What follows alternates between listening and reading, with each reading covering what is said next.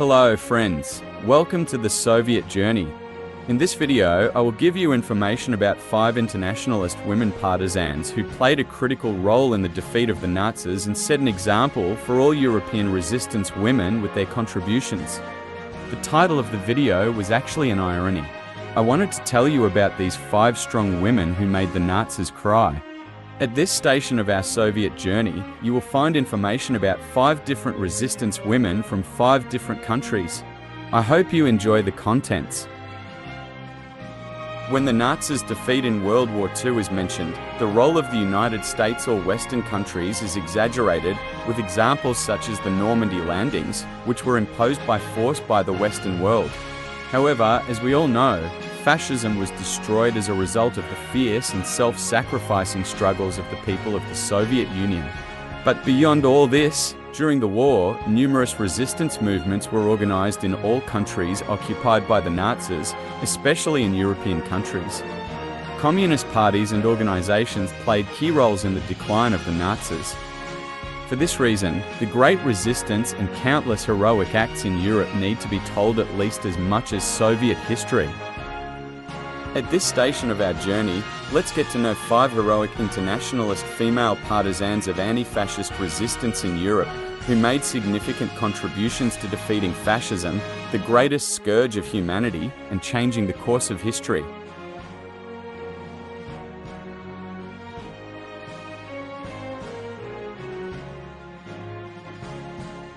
Rada Vranješević, born in Banja Luka, Bosnia-Herzegovina, on May 25, 1918. She was deported in 1932 due to her activities in the Communist Party of Yugoslavia. Then she went to Macedonia and organized many workers' strikes on the side of the workers in Skopje.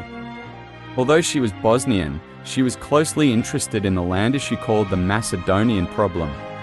She was subjected to many prosecutions and lost her job due to his political activities. Her family wanted her to return to Bosnia, but Vranješević refused and began campaigning in Montenegro on behalf of her party. After the bombing of Belgrade by the Nazis in 1941, she left the city and returned to Banja Luka on May 1, joining the partisan resistance movement. During this period, she started wearing a veil to avoid being recognized and enabled many women around her to join the anti-fascist movement. Later, she moved to the Gyarimi mountain region, where a veil was hidden, and helped transport aid materials such as medical supplies and ammunition.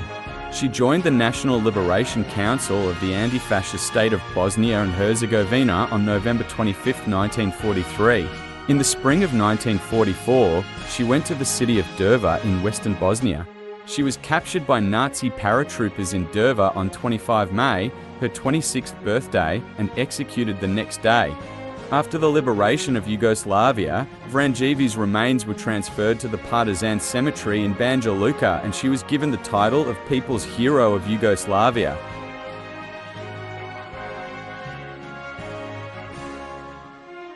Diamando Kumbaki was born on February 8, 1926 in Piraeus, Greece. At a young age, she joined the Organization for the Defense of the People's Struggle, affiliated with the youth organization of the Communist Party of Greece, and fought with members of the security battalions who collaborated with the Nazis. As a result of the clashes, she was injured in the Tampuria and Amphili. She was arrested by the Nazis and Greek collaborators on August 17, 1944, subjected to intense torture, and executed. She said the following to the Nazi soldier who tortured him: "I ate 65 traitors like you. We owe a life, don't let traitors take it. There are thousands of brave people, they will take their revenge." These words still have an important place in the history of Greek resistance. Kumbaki wasn't even 18 years old when she was killed. The Nazis and their Greek collaborators were literally afraid of a child and executed her because of this fear.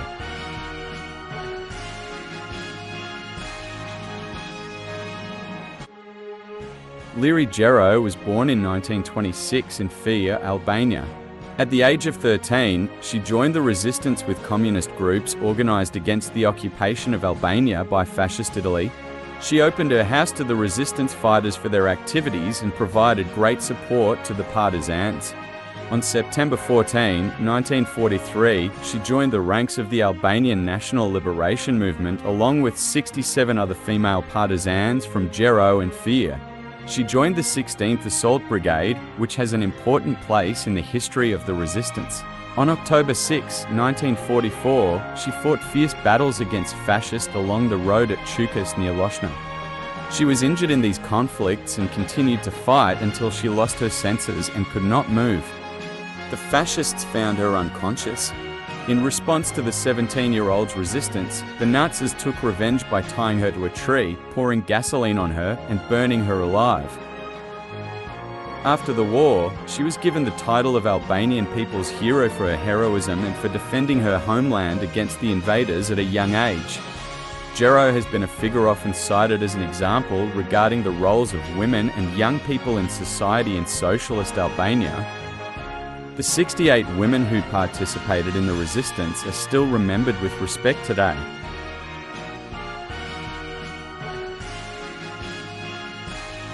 Vela Peeva was born on March 16, 1922 in Velengrad, Bulgaria. She joined the Bulgarian resistance movement, formed by communists organized against the invasion of the Soviet Union by the armies of Nazi Germany, which was an ally of the Bulgarian government. A partisan member of the Bulgarian Workers' Youth Union and the Bulgarian Communist Party, Peeva was studying pedagogy and geography at Sofia University before becoming an activist. However, she could not graduate because she chose to become a partisan. While she and her comrade Stoyo were collecting food in the village of Lajin for the partisan forces in the mountains, she was betrayed and Stoyo was captured. Peeva, who was seriously injured in this conflict, hid for 40 days and then managed to escape. A local forest worker brought her food and medicine. However, her hiding place was found and surrounded by the Nazis. She ended his life by shooting himself to avoid being captured alive. She was 22 years old when she died. The Nazis cut off Peeva's head, impaled it on a spear, and paraded it around the surrounding villages. The Nazis were trying to survive with this kind of brutality. After killing Peeva, they interrogated her comrade Stoyo and tortured him in various ways to find out the whereabouts of the remaining partisans. However, Stoyo did not provide any information, and so the Nazis executed him as well. Peeva was remembered as a post-war national hero and her birthplace was turned into a museum. She is still remembered as a hero in Bulgarian history.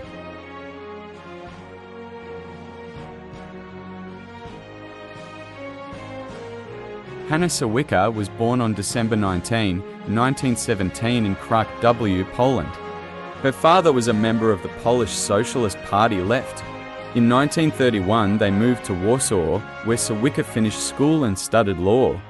Sawicka began working in the Independent Socialist Youth Union in 1935. Before the war, she was involved in the youth group Spartacus, organized by socialists. During the early Nazi occupation of Poland, he organized aid for political prisoners and published the first underground publication, Wolno, meaning freedom.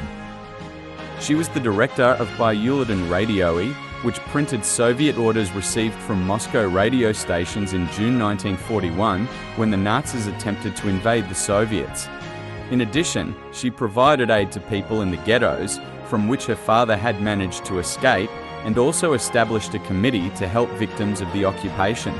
In February 1943, she became editor and writer of the newly launched newspaper Walker Modik. She pioneered the establishment of the Youth Struggle Union, an anti-fascist youth organization. On March 18, 1943, she held meetings with Jan Stasiuki Wiktor, the commander of the Communist Gwardia Ludowa organization founded by the Polish Workers' Party, and Tomasz Olszewski Zawisza, the commander of its armed wing. However, in the meantime, a raid was carried out by the Gestapo, and during the raid, Olszewski was shot and killed. Stasiuki and Sawicka were injured and incapacitated and arrested. She was taken to the Serbian prison in Warsaw and executed at night. She was only 25 years old when she was killed. She was remembered as a national hero during the Polish People's Republic period and was honored by naming many streets after her. Yes, comrades, I wanted to introduce you to 5 partisan women who fought against the Nazis in Europe and showed great heroism. I tell you about these 5 heroic women who reached political maturity at a young age and tried to somehow prevent the progress of the Nazis. I hope you liked it. I make many videos on Soviet Union, socialist movements and World War II topics. You can check and watch them from the link on the top right. Please don't forget to follow and subscribe to our Soviet Journey channel for similar videos. You can express your opinions and contribute to similar heroic women in the comments. See you again in other videos. Goodbye for now. Stay in solidarity.